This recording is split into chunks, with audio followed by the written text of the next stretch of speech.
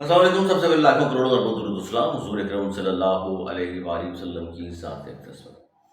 آج کے جلسے پہ بات بھی کریں گے. ایک بڑی بیٹھک ہوئی ہے شہر قائد میں، اس پر بات کرنی ہے ہمیں. اور ایک سینئر وزیر نے NCCI میں ایک درخواست جمع کرائی ہے، اور وہ درخواست کیا ہے؟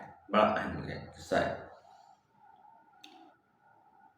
MKM کے سابق رہنما اور موجودہ CM کے ایڈوائزر ہیں، پاکستان پیپلز پارٹی سے آج کل تعلق ہے ان کا. بات کر رہا ہوں رضا ہارون صاحب کی. وہاں سے آغاز کرتے ہیں کہ ہوا کیا ہے. رضا ہارون صاحب آج صبح سے خبروں میں آ گئے اچانک، اور خبروں میں بھی آئے ایک CCTV فوٹیج جو ہے وہ چل رہی ہے، اور کوئی 7-8 منٹ کی ہے CCTV فوٹیج، اور اس میں جو چیز دیکھی گئی وہ بتاتا ہوں ابھی میں آپ کو.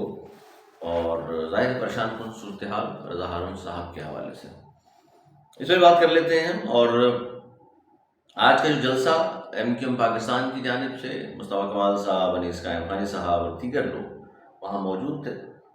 اور ظاہر اس سے پہلے جو احتجاج بھی کرتے رہے ہیں یہ لوگ موجود ہوتے تھے، آج بھی یہ لوگ ہی موجود تھے. اور جلسے میں ظاہر انہوں نے جو بات کی وہ پاکستان پیپلز پارٹی کے حوالے سے بات کی کہ جی کیا کچھ کیا ہے انہوں نے اب تک اس صوبے کے لوگوں کے ساتھ، تو مزید نہیں کرنے دیں گے، اور ان کے خلاف ہم نکلیں گے، احتجاج بھی کریں گے. شارع فیصل نکلنا پڑا تو وہاں بھی ہم نکلیں گے، اور جلد اس کے لیے کال دینے والے ہیں. دوسری بات، جو اہم بات اس جلسے میں وہ مصطفیٰ کمال صاحب نے کی وہ یہ تھی کہ جی نئے صوبوں کی بہت زیادہ ضرورت ہے پاکستان کو. اور جو آوازیں آ رہی ہیں، جو پتہ چل رہا ہے کہ 33 صوبے شاید بننے چاہیے یا بنیں گے، اور سندھ میں 7 جو ہے صوبوں کی بات ہو رہی ہے. ایڈمنسٹریٹنگ سطح کی بات ہو رہی ہے صوبوں کو. پہلے تو صحیح چلیں، یہ تو لوگ ہمیشہ ہی کہتے چلے آئے ہیں، ہمیشہ سے جب سے پاکستان بنا ہے ضرورت محسوس کی جاتی رہی ہے، لیکن بنتے نہیں ہیں. بات ضرور کی جاتی ہے، پھر کیونکہ سندھ میں تو خاص طور پہ ڈائریکٹ نکلنا شروع ہو جاتے ہیں، مرسوں سندھ ریسوں. تھوڑا سا گائیڈ کرنے کی میں سمجھتا ہوں، بتانے کی ضرورت ہے کہ جناب دھرتی ماں ہم سب کی پاکستان ہے. اب دھرتی ماں میں کہوں کہ جی میرا کراچی ہے، آپ کہیں میرا جیک آباد ہے، وہ کہے میرا بھاولپور. بھائی اصل بات کریں نا، یہ دھرتی ماں سے مراد پورا ملک ہے. میرے یہ پاک سرزمین جو ہے یہ میری دھرتی ماں ہے، اس پر تو کمپرومائز ہو ہی نہیں سکتا نا. ہاں اب آپ کراچی میں پاکستان پیپلز پارٹی نے 7 اضلاع بنا دیے. اب یہاں کے لوگ کھڑے ہو جاتے ہیں، آپ نے تقسیم کر دیا، اور یہ کیسے ہو گیا. لاہور میں تو آج تک کوئی لاہور میں کیوں اضلاع نہیں بنا لیے جاتے، کیوں ڈسٹرکٹ نہیں بنے ہیں اب تک؟ کسی کو اعتراض ہوا آج تک؟ کراچی والوں نے جس طرح اعتراض نہیں کیا. آپ نے اپنی مرضی سے جہاں جس طرح مینیج کرنا تھا آپ نے، میں پاکستان پیپلز پارٹی کی بات کر رہا ہوں، آپ نے 7 اضلاع بنا دی، ڈسٹرکٹس بنا دیے. کہیں کا ووٹر کہاں اٹھا کے ڈال دیا. جو کٹنگ آپ نے کی وہ بھی ظاہر الیکشن جیتنے کے حوالے سے، یہ ساری چیزیں سب جانتے ہیں. ایسی بات نہیں آپ ہی ذہین ہیں، اس صوبے اور شہر میں کوئی اور نہیں جانتا ان چیزوں کو، سب کو پتہ ہے. سب کچھ بول نہیں رہے ہیں آپ کے خلاف، یا کم بولتے ہیں، شاید ضرورت نہیں پڑی ابھی تک پاکستان پیپلز پارٹی کے خلاف بولنے کی، یا شاید اس کی وجہ بھی ہو سکتی ہے، پتہ سب کو ہے. اس پر میں الگ سے بلاگ کروں گا، اور جس میں ہم بتائیں گے انشاءاللہ عزیز آپ کو کہ صوبوں سے فائدے کیا ہیں ملک کو. کسی ملک میں اگر صوبوں کی تعداد بڑھائی جاتی ہے آبادی کے لحاظ سے، وسائل کے لحاظ سے، تو فائدے کتنا پہنچتے ہیں لوگوں کو. سندھ ظاہر ہم سب کا صوبہ ہے، بڑی محبت ہے ہمیں، اور ظاہر کو تقسیم تو نہیں ہوگا. تقسیم سے یہ تھوڑی زمینیں کاٹ کے کسی اور کو دے دیں، خدا نہ خواستہ، ایسی بات تو نہیں ہے. فائدہ کیا ہوگا اور نقصان کی جو آپ بات کرتے ہیں وہ بھی چیزیں میں سامنے رکھ دوں گا کہ آپ کیوں کہتے ہیں کہ جو دلائل دیتے ہیں آپ لوگ وہ، اور اس کے حق میں جو لوگ دلائل دیتے ہیں یا صوبے بننے چاہیے اور بنیں گے انشاءاللہ، دیکھیے گا پورے پاکستان میں، اس پر بھی انشاءاللہ تفصیل سے بات کریں. میں پھر آ جاتا ہوں دوبارہ اسی پر کہ آج کے جلسے میں اور کتنے لوگ آئے یہ بتاتا ہوں آخر میں، کہ سرجانی کا جو جلسہ تھا اس میں کتنے لوگ تھے. اور وہی لوگ تھے جو میں نے کہا جس سے پہلے جو احتجاج میں آتے رہے ہیں، مصطفیٰ کمال اور انیس قائم خانی صاحب کے ساتھ رہنماؤں کی بات کر رہا ہوں. ٹھیک ہے، اب آگے آ جائیے جناب. یہ احتجاجی جلسے سے باہر نکل کر کے رضا ہارون صاحب کے حوالے سے بات کر رہا تھا آپ سے. پھر بڑی بیٹھک پر آتا ہوں، کس کی بڑی بیٹھک ہوئی، کیا فیصلے ہوئے، کون لوگ تھے کراچی جیسے شہر میں. رضا ہارون صاحب کا گھر ہے جی PECHS 6 بلاک 6 ہے، اور وہاں ظاہر آبائی گھر ہے ان کا، تو وہیں ٹھہرتے ہیں جب بھی وطن واپس آتے ہیں وہ UK سے. اور سیاست سارے پاکستان میں وہ کر رہے ہیں، بڑے اور بہت زیادہ ایکٹیو آج کل نہیں ہے، لیکن درد ان کو بھی اپنی قوم کے ساتھ ہے۔ میں نے بتایا بھی تھا آپ کو، جب بھی ملاقات ہوتی ہے موضوعات پر ضرور بات ہوتی ہے۔ اب لگتا مجھے یہ ہے کہ آج صبح 6:10 پر ان کے گھر کے سامنے ایک بائک آ کر رکتی ہے، دو اشخاص ہوتے ہیں، اور وہ بائک پوری گلی میں کہیں نہیں رکتی، ان کے گھر کے سامنے آ کر رکتی ہے، اور ان کی گاڑی کو اسپیشلی نشانہ بنایا گیا کہ شیشہ توڑا، اندر گئے، گیٹ کھولا، پورا ڈیش بورڈ وغیرہ سب چیزیں نکال کر کے وہ لے گئے۔ اور یہ واردات کوئی 1-1.5 منٹ میں نہیں ہوئی، باقاعدہ وہ 7-8 منٹ تک وہ وہیں موجود تھے۔ ایک آدھ کا لوگ آئے گئے بھی، لیکن وہ فیل نہیں ہونے دیا انہوں نے۔ اور واردات شروع کرنے سے پہلے بائک آ کر رکتی ہے اور دکھایا کہ باہر سے دونوں دروازوں کی وہ کنڈی لگا دیتے ہیں کہ اندر سے کوئی نکل کے اچانک آ نہ جائے، اور ہم جو واردات کر رہے ہیں اس میں کوئی مسئلہ نہ ہو۔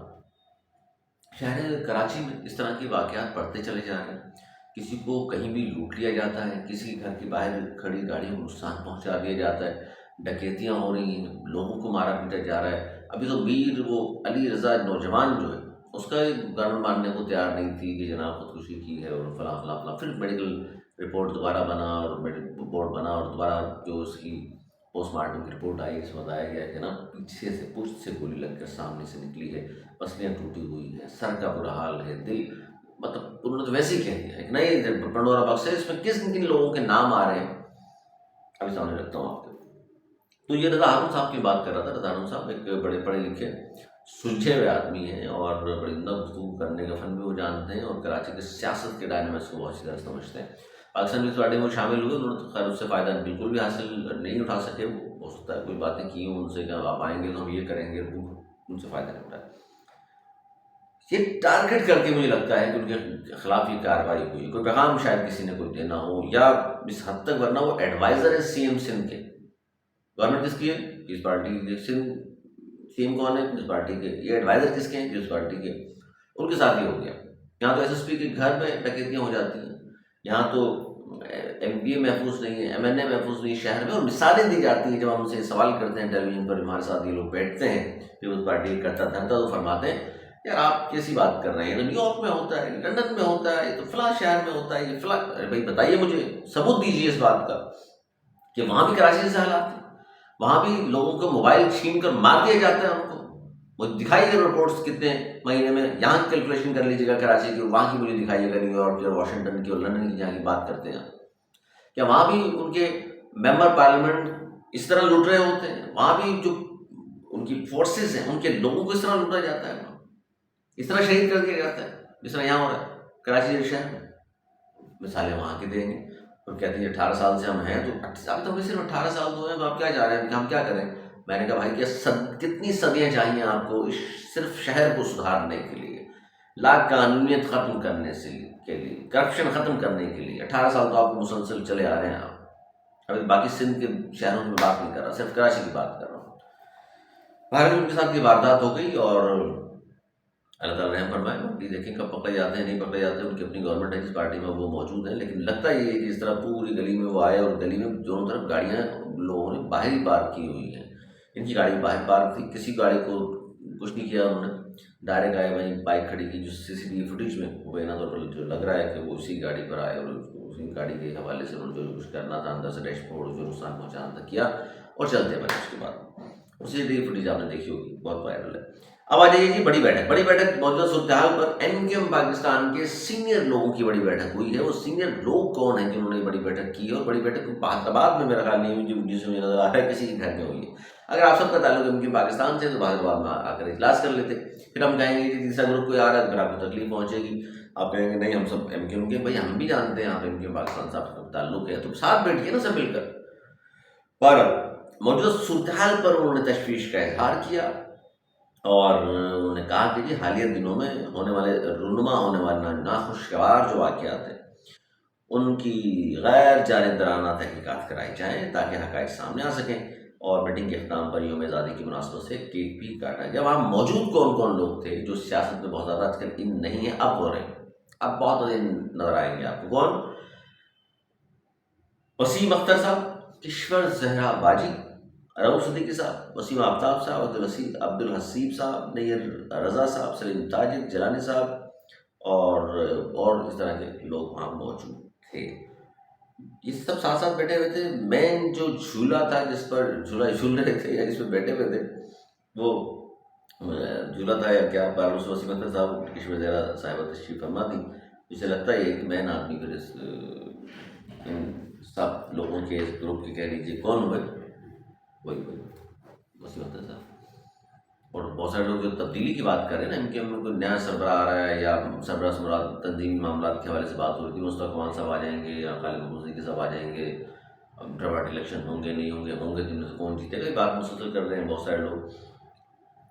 میں نے کیا کہا تھا اکتوبر سے پہلے فیصلہ ہو جائے گا، اور وہ ابھی میں اس بات پہ قائم ہوں جو مجھے لگ رہا ہے ان حالات کو دیکھتے ہوئے. اور انیس ایڈوکیٹ صاحب نے کہا تھا کہ انتخابات نہیں ہوں گے، وہ بھی اب لگ رہا ہے کہ ان کی بات درست ثابت ہوتی نظر آ رہی ہے مجھے. اور پارٹی کی چیئرمین شپ شاید جن لوگوں کے ہاتھ میں ہوگی، کوئی سابق گورنر بھی ہو سکتا ہے، کوئی سابق میئر بھی ہو سکتا ہے.